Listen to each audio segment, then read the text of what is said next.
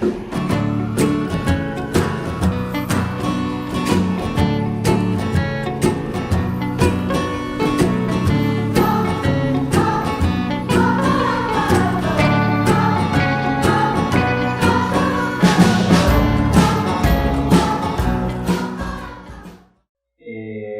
idea era poder, dentro del programa de formación de dirección y creación escénica que venimos trabajando desde el principio de año, abordar una de las problemáticas que estamos trabajando, que es el campo de ensayo. Es un término además de URE, o que problematiza URE en los escritos en este libro maravilloso que se llama Sacate la careta. Y que tiene ahora una reedición de la Biblioteca Nacional, que es esta. Hay un prólogo de Cristina y un texto también de María Moreno sobre y la edición es de María Moreno. Y entonces la idea era que ha sido digamos, protagonista de las experiencias de URE, más de un montaje, con 4 obras que trabajó con URE, puesta en claro, Los Invertidos, Antígona y El Padre. Y en URE hay toda una teorización, digamos, URE además de ser un gran director argentino, es un teórico, quizás uno de los teóricos, de los inventores, de los constructores de teoría en Argentina, de teoría teatral. No haya otros que se llamen así, pero han inventado teorías que pueden funcionar. Y la cuestión del campo de ensayo para él era fundamental, porque primero que para él el campo de ensayo no era, o sea, el ensayo no era un simulacro, sino era un hecho real. Era una experiencia subjetiva perceptiva, o sea, no era una simulación, sino que era un territorio donde pasaban cosas, donde se negociaban imaginarios, donde se negociaban actuaciones, ¿no? El campo de negociación de la actuación, de qué actuación se va a construir, qué lenguaje se va a construir para abordar determinadas obras. O sea que para URE, intervenir el campo de ensayo, hablar del campo de ensayo, teorizar el campo de ensayo, producir algunas maniobras dentro del campo de ensayo, es la estrategia que él encuentra para modificar el teatro. No va a ser en los textos, no va a ser en los talleres de actuación, no va a ser en la crítica teatral que vamos a modificar el teatro, sino es en interrogarnos sobre los ensayos. ¿Qué se hace en ese espacio-tiempo del ensayo? Como que ahí está la pomada, por decirlo, ¿no? Ahí está la papa, digamos. Y hay que ir ahí, hay que ir al campo de ensayo si queremos producir alguna transformación, alguna reconfiguración del teatro argentino. Mi experiencia con URE abarcó 7 años en total, o sea, que fue una carrera universitaria, digamos. Lo primero que hicimos juntos justamente fue esto, los ensayos públicos de la obra de Griselda Gámbara puesta en claro. Él me propuso trabajar, bueno, primero hicimos unos 6 meses de ensayos cerrados, o sea, no públicos,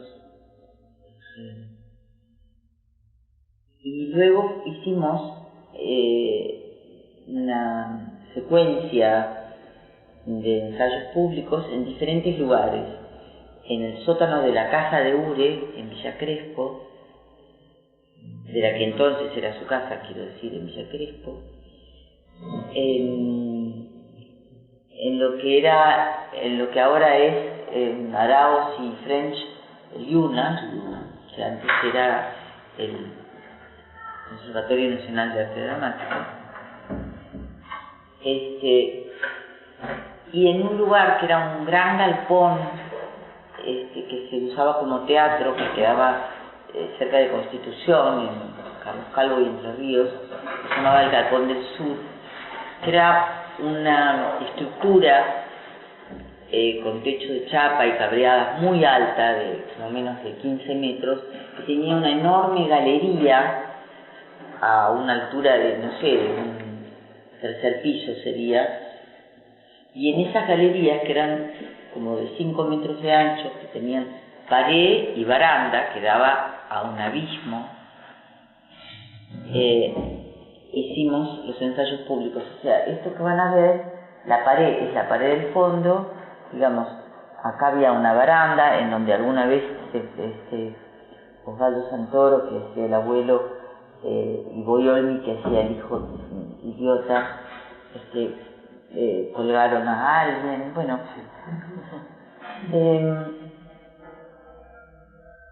Ure inventó una técnica de improvisación. ¿Año 84? No, 86. Ure inventó una técnica de improvisación. Una técnica de improvisación en la que se trabaja al lado del actor, hablándole al oído, a veces desde afuera, hablándole fuerte, acompañándolo, llevándolo, trayéndolo, en un cuerpo a cuerpo muy interesante, porque de lo que se trata en realidad es de ir asociando con el actor. Es decir, si nosotros pensamos que la improvisación es una investigación, una experimentación, un viaje, en donde lo que se pretende es asociar sobre ciertos temas, imaginar, construir ficción, trabajar sobre atmósferas, relaciones, conflictos, situaciones, etc. Y fundamentalmente como técnica de ensayo, como técnica de construcción de dramaturgia, para que luego sobre esas acciones, esas imágenes corporales, esas relaciones que aparecían, digamos, en ese campo de ensayo que es el de la improvisación, luego se vería en la obra. Es decir, después de esa secuencia de ensayos públicos, que yo creo que fue lo más salvaje que hice en teatro en mi vida, mi personaje era una ciega, una cieguita, Clarita, y en estos ensayos públicos había escenas que no existen en la obra, que después hicimos. En este libro, en Rebeldes Exquisitos, esta foto es de la puesta en claro el texto, digamos, de Gámbaro.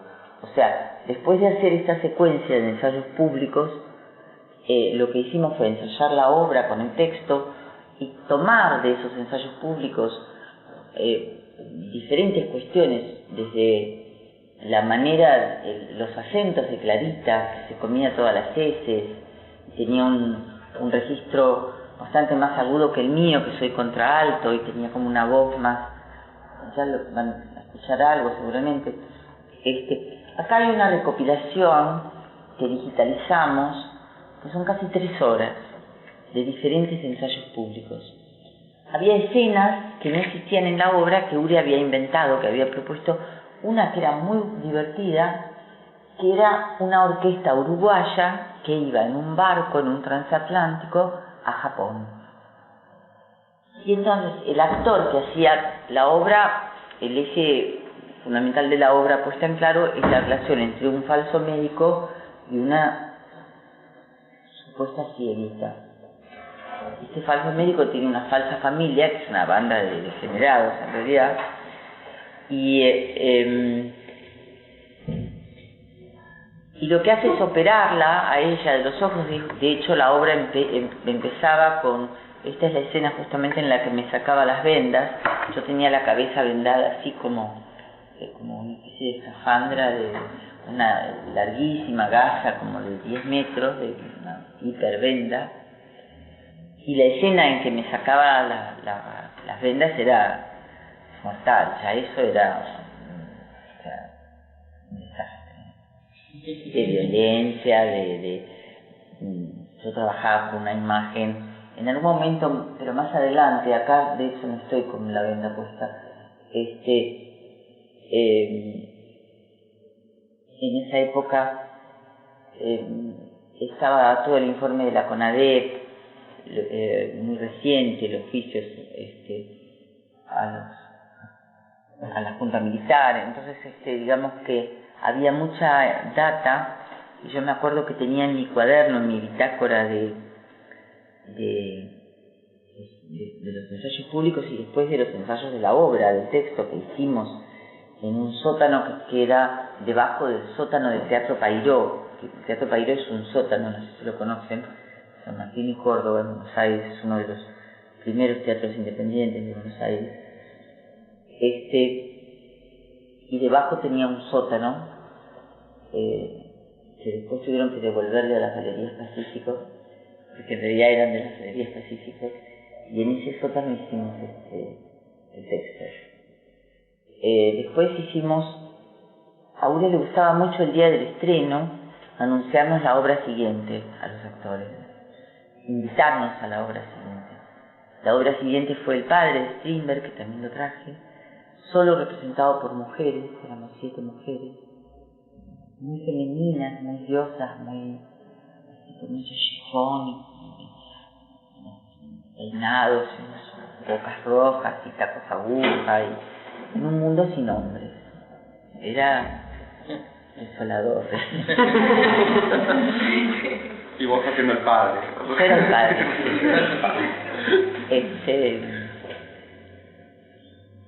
Después hicimos Antígona de Sófocles, con una traducción que hizo, en la que en ese momento fue su última esposa, se casó varias veces, tiene 7 hijos, que es Elisa Carnelli, que es traductora del griego ático, y con Elisa hicieron la traducción de Antígona, y la hicimos, tanto Antígona como El Padre, las hicimos primero en el Excéntrico, que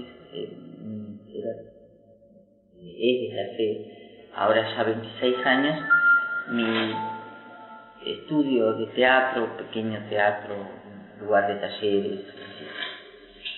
Allí hicimos El Padre y Antígona, que después terminamos haciendo en la sala Casa Cubierta del Teatro San Martín, en un momento en el que el Teatro San Martín fue dirigido por un lapso breve, no por Tibestais, sino por Emilio Alfaro. Emilio Alfaro lo llamó a Ure para invitarlo en realidad, armarle la cabeza, ayudarlo en la dirección del teatro.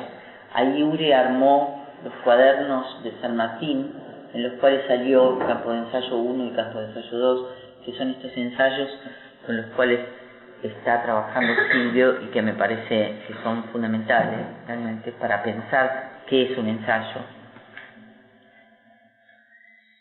Y después de terminar así con mucho donaire, yendo de Villa Crespo al centro, con los tacos agujas y todo, hacer Antígona y El Padre y salir del barrio. Apaguen, por favor. Apaguen los celulares, por favor. Hicimos una obra argentina de José González Castillo, de 1913, que ya en ese momento fue prohibida por el que era intendente de Buenos Aires, que era una anchorena, por cierto. La obra es llena de chistes, pero se llama Los Invertidos. La hicimos 2 años, un año entero en la sala Casa Cubierta de San Martín, que tiene 500 lugares llenos todas las noches. Y después la hicimos en el Teatro Regina, hicimos otra temporada más, y después pues ya también hicimos un par de películas con Ure en las que él actuaba. Una está dirigida por Christian Paul, se llama Sin Fin, y está basada en un cuento de Cortázar, y la otra está basada en una novela de Joseph Conrad y se llama Narciso Negro. Y también dirigió una miniserie de televisión en la que tuve el placer de trabajar, que se llamaba Zona de Riesgo, en Canal 13, y que tuvo varias miniseries. Antes y después de la televisión argentina. Claro, y ahí tuvimos yo participé en una, con Nito Cruz y con los Ponteros y Raúl. Y Ure hacía la dirección de actores, digamos. Esa fue toda digamos, a lo largo de 7 años, toda mi relación de trabajo con él.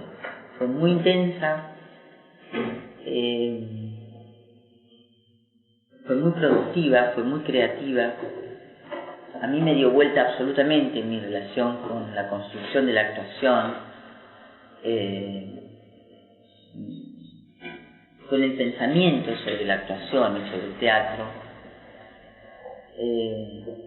Para mí Ure, como dice en Ensayos sobre teatro, política y cultura, creo que es alguien que va más allá de lo que es un director de teatro y un maestro, que no es poco, por cierto, digo, ¿no?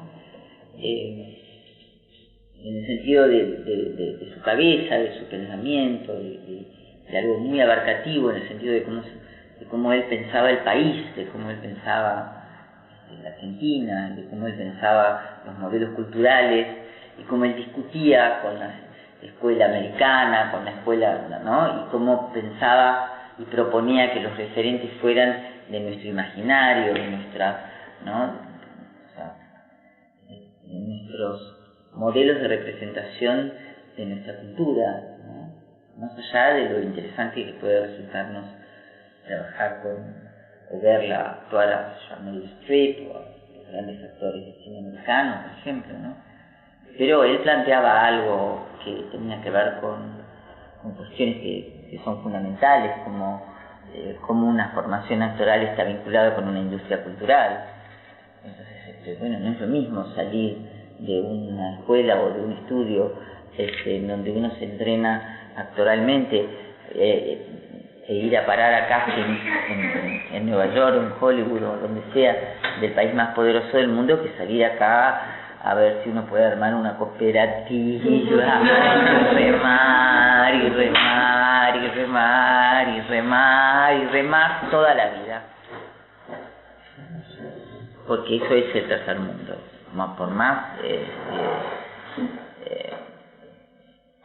Por más protegidos que estemos ahora, un poco más protegidos ahora que en aquel momento, donde no existía ni la ley de teatro, ni el Instituto Nacional del Teatro, ni Proteatro, que es el instituto del gobierno de la Ciudad de Buenos Aires, el Fondo Nacional de las Artes daba créditos y préstamos muy antiguos. O sea que todo fue, digamos, una remada fuerte. Volviendo a esto que seguramente vamos a ir adelantando a ver si porque además se lo ve a Ure circular entre los actores hablándonos. Entonces, bueno, estaba no sé si ustedes conocen la obra puesta en claro, pero bueno, Griselda Gámbaro le puso medio jocosamente tragedia isabelina, porque la cieguita Clarita, que venía a ser yo, termina matándolos a casi, los envenena, como hace una torta, un pan. Nosotros hacíamos un pan, y los envenena casi todos, estos hijos de puta, y se queda con el abuelo, se raja con el abuelo y con el hijo supuestamente tonto, que en realidad lo que hacía era que no eran tontos, eran chicos que estaban muy drogados. Entonces estaban siempre con manchas blancas de polvos blancos que aspiraban y quedaban todos. Ahora los van a ver, gente que se drogaba mucho, que tenía muchos problemas. Bueno, entonces al mismo tiempo parte de la técnica Ure era, por ejemplo, colocar a los actores en un estado de tentación de risa demencial. O sea, que uno esté, como te hablaba al oído, ¿no? Te tiraban, o sea, él te planteaba incluso que por momentos que dijeras lo que él te dictaba una letra con la arbitrariedad de una obra, de la letra de esa obra, es lo mismo, o sea, tan arbitrarias una como la otra, ¿no es cierto? Entonces, bueno, te proponía eso, y lo que iba haciendo, digamos, era ir asociando con el actor, en una especie de tándem, ¿no es cierto?, con el actor y con los otros actores, o con los dos actores de la escena, en fin, depende de la cantidad de actores que había en cada escena, ¿no es cierto? O también se ponía digamos, a trabajar con alguien para bombardear al otro, ¿no? Y que nos creaban situaciones bastante demenciales y desopilantes, nos prohibía reírnos, descargar en risa esa cosa que te estaba por estallar el cerebro de la tentación, y que con ese estado de tentación hiciéramos otra cosa, lo convirtiéramos en otro signo teatral, llorar, tener un ataque de epilepsia, no, otra cosa, no reírse y salir de la escena porque paso a ser espectador de mí mismo, ¿no es cierto? ¿Está? Entonces, realmente los ensayos con Mouret eran de las cosas más graciosas, desopilantes y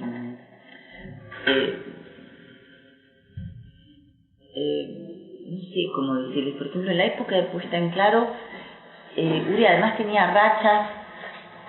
Hay que decir que Uri está inválido desde hace 16 años. Es una ACV muy grave que tuvo. Yo estuve el domingo viéndolo. Y que no pudo recuperarse, y que no se va a recuperar.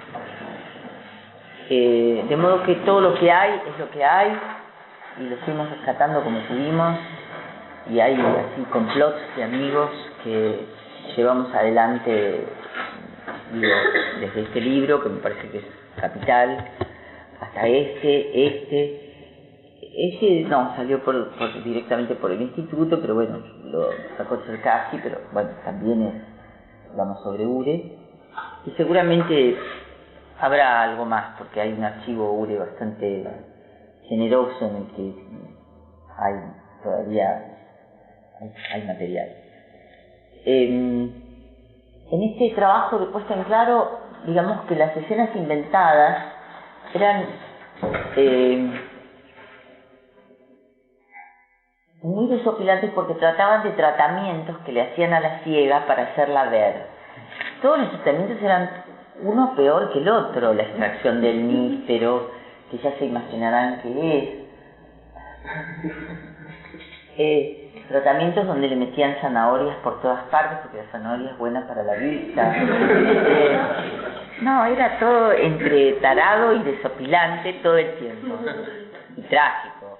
Porque, por ejemplo, la sacada de las vendas, yo tenía recortado y pegado en mi cuaderno un pequeño artículo que recorté de no sé qué diario en aquel momento, en donde se decía de alguien a quien le habían arrancado los ojos en la tortura, en la dictadura. Entonces, cuando él me sacaba la venda, yo lo que actuaba era que me arrancaba la cara, que la venda estaba pegada a la cara y a los ojos, y que entonces gritaba como una yegua, y era un desastre, era muy inquietante. Un tipo sacando, acá se ve como está sacando la venda muy violentamente, metros y metros de venda, y yo gritando como si me estuvieran matando, ¿no?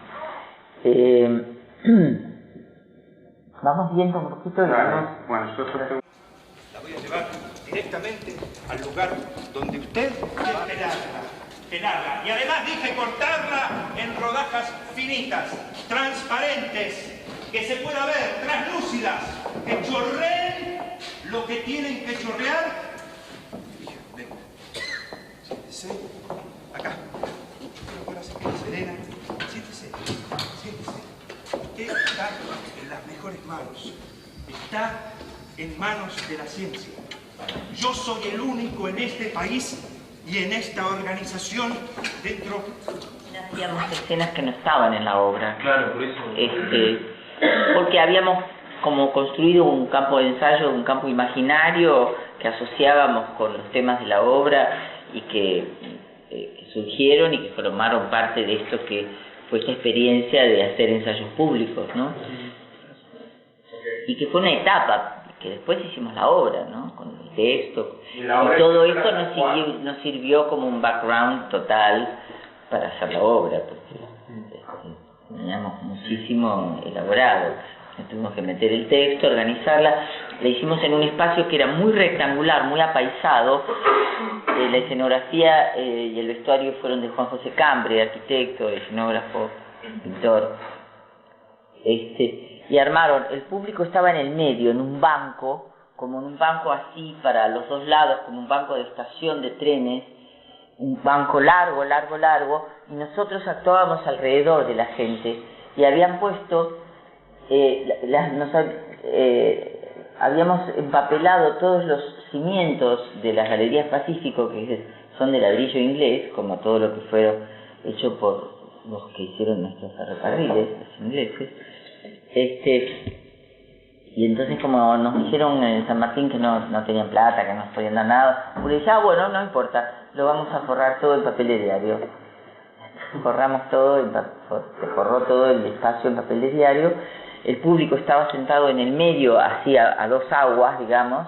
Nosotros actuábamos alrededor y había en las paredes como espejos retrovisores de puertas de roperos, ¿no? Para que los que estaban, igual la gente se levantaba, miraba, cuando estabas actuando en la otra punta, por ahí no te veían, entonces se levantaban, miraban por el espejo retrovisor, era muy divertido. Y hay gente que se levantaba y se iba porque era muy violento, claro, era un desastre.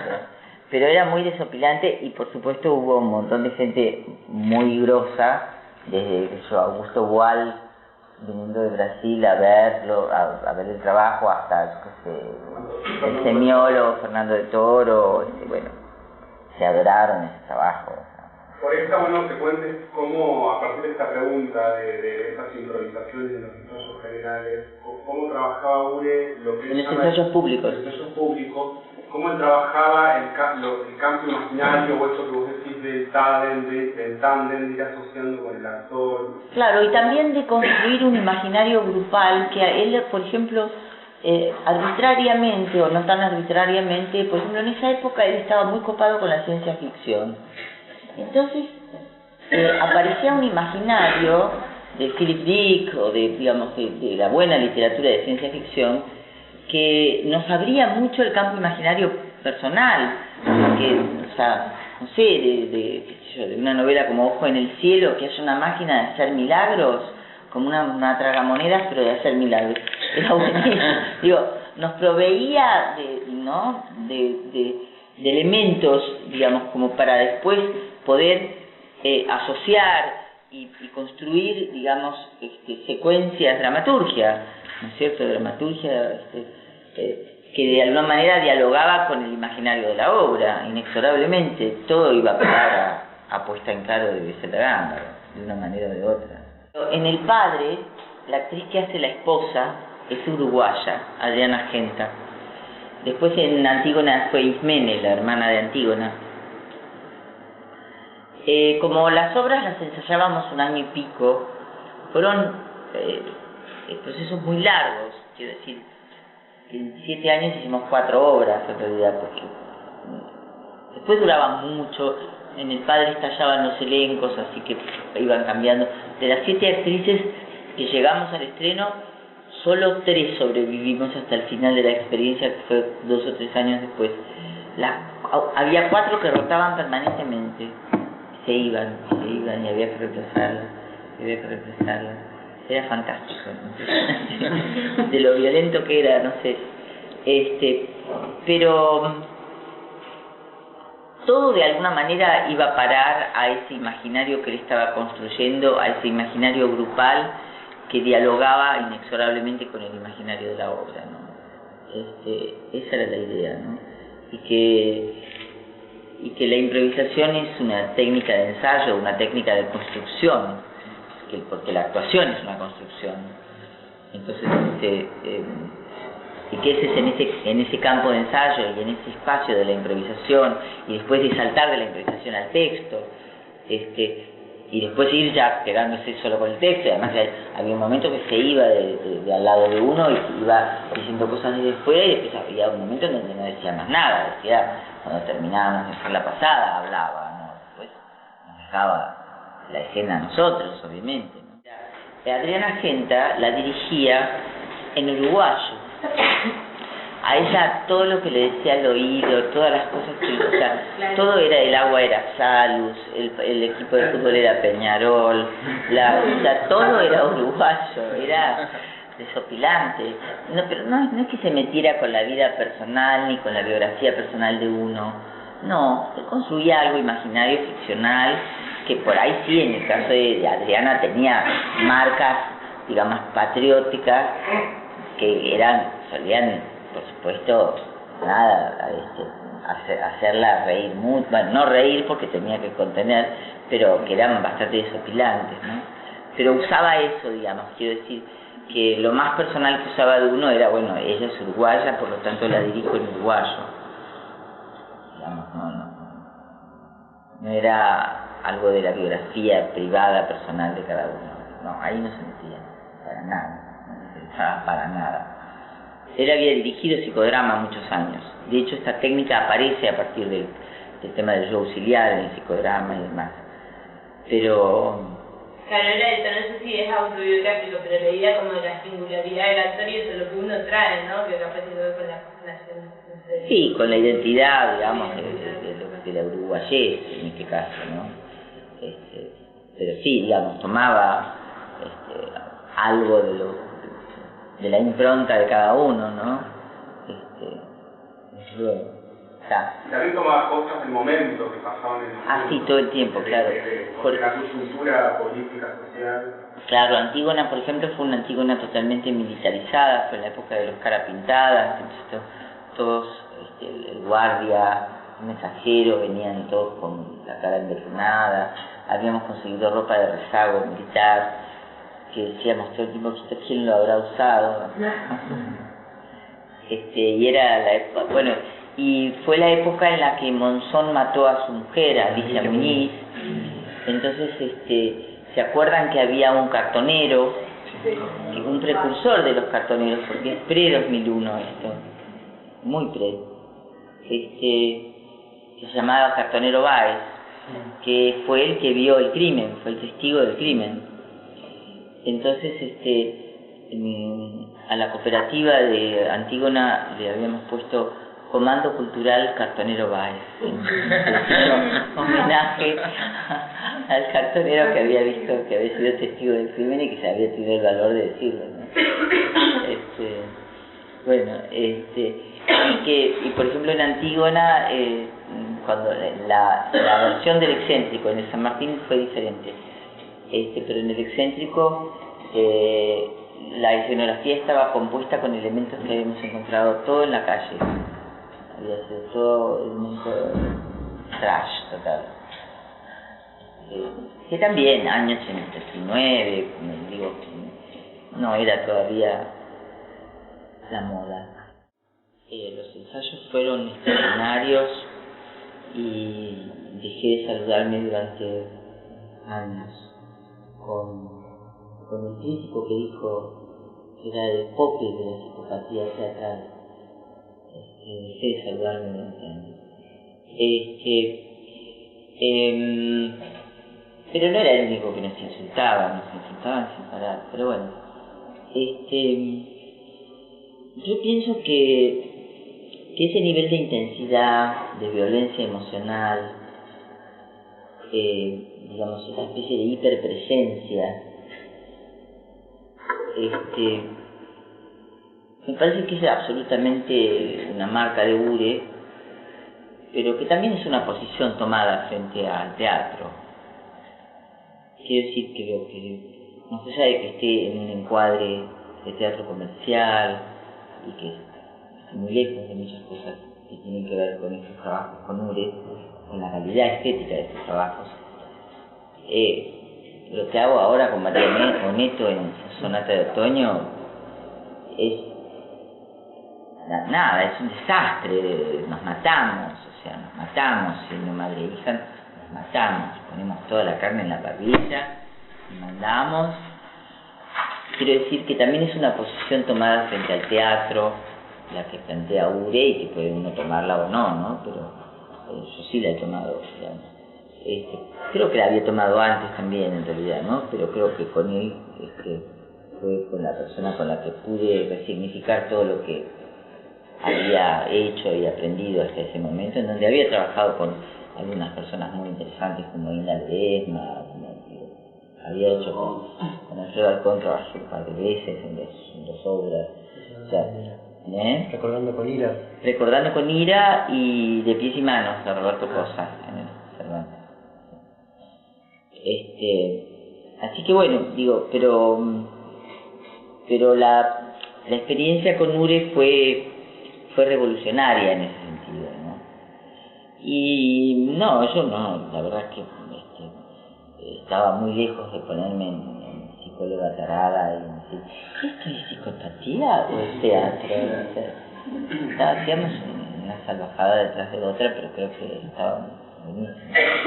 Y que la gente salía así. Y yo decía, la gente no quiere sentir tanto.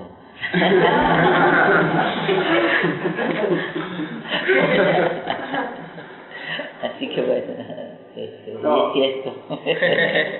¿Y cómo era? Porque bueno, él era un gran, digamos, es un intelectual del teatro, digamos, es un intelectual de la cultura, estudió con Oscar Mazota, después introdujo a la Academia Argentina, o sea, es una cabeza, es un cuadro intelectual argentino. ¿Cómo se filtraba eso en los ensayos? Porque hablaba sin parar. Yo creo que va a salir el libro. La traducción de Ure y Elisa Carnelli, su mujer, de Antígona, que es muy buena porque no es académica y se puede decir, es visible. El problema de las traducciones de las tragedias griegas, sobre todo las gallegas, las gallegadas, no te la podés poner en la boca. Pero las traducciones argentinas que hay, varias y bien interesantes, que están buenas, también son académicas. Entonces, esta traducción de Ure y Elisa tiene la virtud de que no lo es. No tenemos video, se cayó el VHS y no lo pudimos digitalizar. Tal vez haya algo en el San Martín, no lo sé, tendría que ir al Centro de Documentación de San Martín a averiguar si se grabó en el San Martín cuando le hicimos en San Martín. Sí que sí hay fotos del excéntrico y fotos del San Martín de diferentes fotógrafos muy buenas, hay muy buen material fotográfico. Nos dimos cuenta con Adriana Genta que los cuadernos que llevábamos, las bitácoras que llevábamos de las largas travesías de ensayo, que Antígona la ensayamos como 1 año y medio, el padre también, o sea, además como a Ure le gustaba ensayar, básicamente, no quería estrenar, o sea, había prácticamente que amenazarlo de muerte para después de 1 año y medio estrenar, porque hay un momento en que los actores necesitamos otras miradas, o sea, salir a la cancha, bueno, hagámosla ahora, ¿no? O sea, salir de ese espacio tan particular que es el campo de ensayo y pasar a la relación con el espectador. Y nos dimos cuenta con Adriana Genta que nuestros cuadernos, de los cuales Ure se burlaba sin parar, decía, querido diario, qué idiota, bueno, bueno, querido diario, resulta que las dos tomábamos apuntes de lo que él decía y nuestros cuadernos coinciden palabra por palabra, hay fragmentos digamos que son textuales de lo que decía él. Entonces estoy convenciendo creo que está totalmente convencida, a la gente de Editorial Leviatán, que es bien interesante, muy buenos editores, para hacer un libro sobre esta traducción de Antígona con algunos de los apuntes de los del discurso de Ure fundamentalmente, ¿no? Que era como una radio que hablaba sin parar, y fotos. Así que creo que puede ser interesante. Próximamente, días, bueno, vamos a ver, pero quiero decir, fue bien interesante poder sentir que coincidíamos, que habíamos estado trabajando, tomando apuntes textuales del discurso de Ure, ¿no? Y bueno, eso, es bien interesante revisar esos cuadernos. ¿¿Cómo era la relación con los actores, con cada uno. Sí, habría que decir con los actores y con las actrices. Por eso será otra historia. Ah, perfecto. Porque era mi seductor, sí, pero había siempre algo ahí transferencial, poderoso, de él,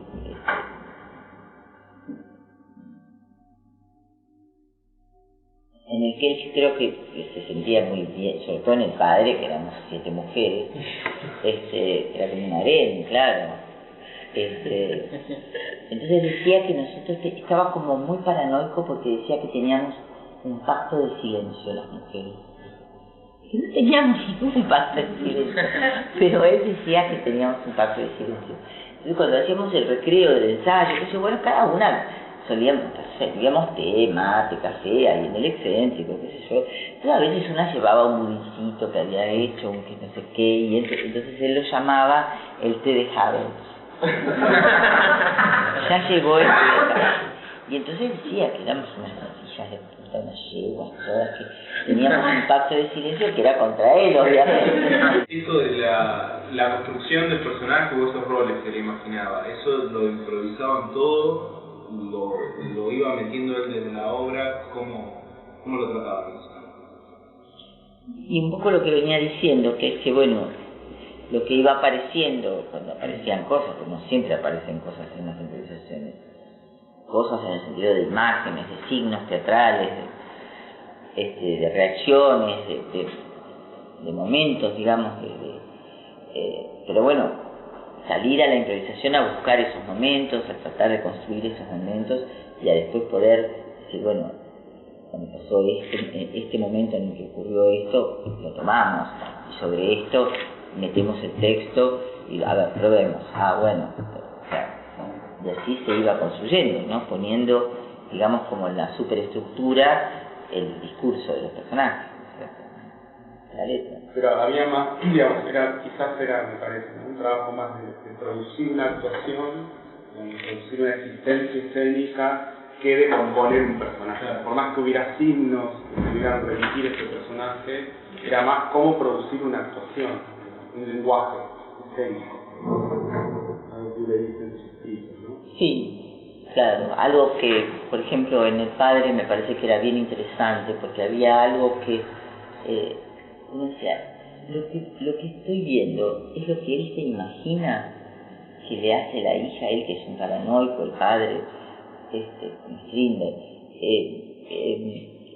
o está ocurriendo realmente, ella realmente le está haciendo eso, ¿no? Había como un borde que construíamos que era un borde de lo real y lo imaginario del personaje, de los fantasmas de los personajes puestos en acto en la puesta en escena. De alguna forma, esto de construir el lenguaje llevaba muchas veces, como romper con la idea de una psicología de un personaje, ¿no?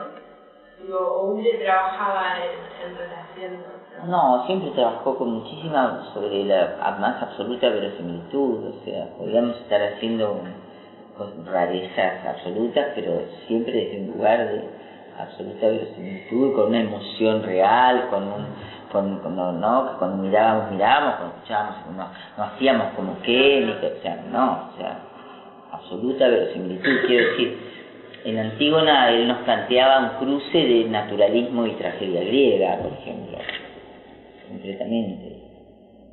Mucho de eso se me ocurre que lo trasladás no solo a tu trabajo teatral, sobre todo también a tu trabajo cinematográfico, ¿no? A tu trabajo televisivo, digo, esto del salvajismo y de trabajar con las emociones reales, no sé, a mí se me viene mucho Géminis, por ejemplo, ¿no? Es una película que siempre digo a mis compañeros de la Escuela de Teatro de acá de La Plata que la miren, porque esa escena... Bueno, hay una escena ahí que está improvisada. ¿Cuál? Esa. De la boca abierta, que esa escena es una improvisación. Es extraordinaria, eso es la película, ¿te das cuenta? Esa boca gigantesca. Sí, o si van a ver Sonata Otoño, el momento Ure, todo lo que haces en la sombra, el momento Ure Vanegas, vas como metiendo. que dentro de un formato de teatro comercial, digamos, de alguna manera, dentro de esa maquinaria se produce algo de esa otra idea del teatro, ¿no? Como también filtrado en otros espacios. Claro. Sí, yo le quería preguntar que en un momento habló acerca del pensamiento y la creación de la actuación y de los modelos culturales. ¿Qué fue lo que le sucedió a usted como actriz? Que en un momento, cuando empezamos con el charla, usted dijo que cuando empezó a trabajar con él, como que se dio vuelta. Con el modelo por ahí que estaba viviendo en su momento, cuando empezó a laburar con... Sí, digamos que lo que apareció ahí a partir del encuentro con Ure no tenía nada que ver con mis formas de construcción anteriores, más allá de que, por supuesto, muchísimas cosas que había hecho antes me sorprendió se perdían. Quiero decir que no es que tuve que tirar a la basura mi experiencia anterior, hacerme un lavado de cerebro, no, digo, uno es todo lo que es, y todo lo que fue atravesando en la vida, y las obras que había hecho, los talleres que hice con otros maestros. Me da la sensación, cuando vos hablas de Ure, que era un tipo con cierto poder sobre los actores y las actrices con las que trabajaba. Yo te quería preguntar si él tenía algo de esto de impredecible, que no sabías con qué te venía en cada ensayo, digamos, y sus humores y sus propuestas siempre eran como distintas, como para motivar los actores, digamos, para no, yo creo que había siempre una continuidad, digamos, o sea, estábamos trabajando, ensayando una obra y digamos que de un ensayo a otro podía venir con alguna idea o podía surgir del campo del ensayo, por ejemplo, o sea, hacer el padre con tacos aguja surgió de un día que yo llegué con tacos, que en esa época todavía usaba, dijo, no te cambies esos zapatos, ensayá con los tacos. Y ahí encontré como el eje del padre con tacos. Muy absurdo que parezca, pero bueno. Sí, eso fue, por ejemplo, una sorpresa, pero no es que todos los días traía sorpresas. Ojalá, bueno, soy una especie de director Papá Noel. Además, Papá Noel del teatro. También es esta idea de que existe, que se llevaba tanto tiempo, porque había que construir un lenguaje. No era que hago esta obra, hago Los Invertidos, la hago de la misma, digamos, por más que se puedan reconocer cosas del teatro de Ure, había un lenguaje para hacer Los Invertidos y un lenguaje para hacer El Agable cuando hizo El Agable, de Ibsen, ¿no? Son como dos modos de abordar. No, y por otra parte, de las obras que hicimos juntos, yo diría que también, por ejemplo, Los Invertidos, que fue la última, no, digamos, además era una producción de San Martín, de una escenografía extraordinaria, de Jorge Salviansky, no fue hecha en las condiciones de pobreza y ascetismo en las que habíamos hecho todas las obras anteriores. Entonces por fin teníamos una producción, y por suerte nos fue muy bien, tuvo mucho éxito, era muy buena, realmente era muy buena.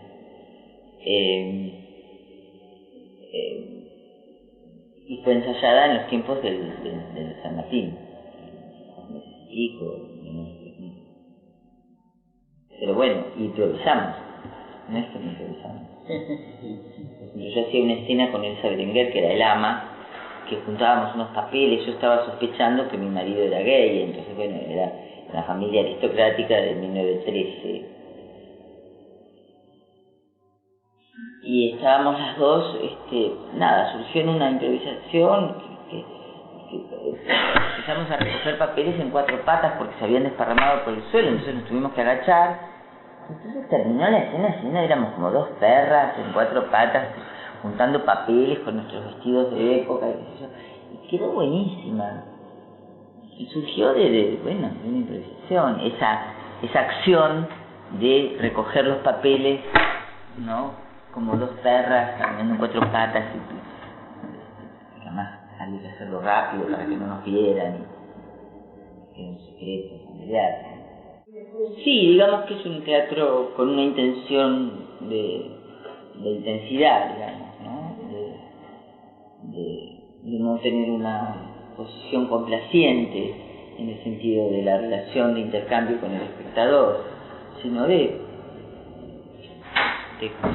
trabajar con intensidades que perforen un poco el estándar, digamos, del teatro políticamente correcto, bien pensante, etc. Se llama Axolotl, del náhuatl monstruo acuático que habita en las profundidades, salamandra, anfibio caudado. Habrá que celebrar 45 años de teatro. Habrá que hacer algo con todo ese tiempo de poner el cuerpo en la parrilla, de salir a un escenario y que entonces ese cuerpo, el mío, siempre incómodo, siempre sin poder instalarse, imprima, se tiña, sea atravesado por algo imaginario, ficcional, que lo haga presente, que sea un personaje, un fantasma, y que esa presencia, a su vez, atraviese el espacio infinito hasta el otro, el que mira en la oscuridad, y le llegue y lo conmueva. Un salto imposible. Habrá que celebrar este manojo de nada, este lugar absoluto que es el cuerpo, tantas veces expuesto, tan invisible como el personaje, ya no carne. El personaje como utopía del cuerpo, la única presencia, la ficción como lo más real, que no sea sí mismo, ningún sí mismo, cada vez despedazado, deshecho y resucitado en otra construcción, y vuelto a reconfigurar en el próximo personaje. Persistencia en cierto riesgo, cierta intensidad extrema. Ese espacio, el escenario, domina, organiza, condiciona todo lo demás.